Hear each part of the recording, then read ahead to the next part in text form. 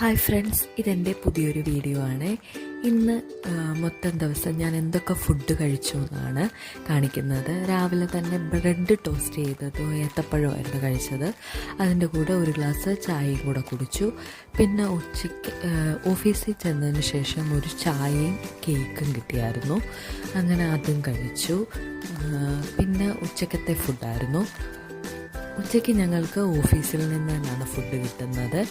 ഇന്ന് ഫുഡ് ചോറായിരുന്നു.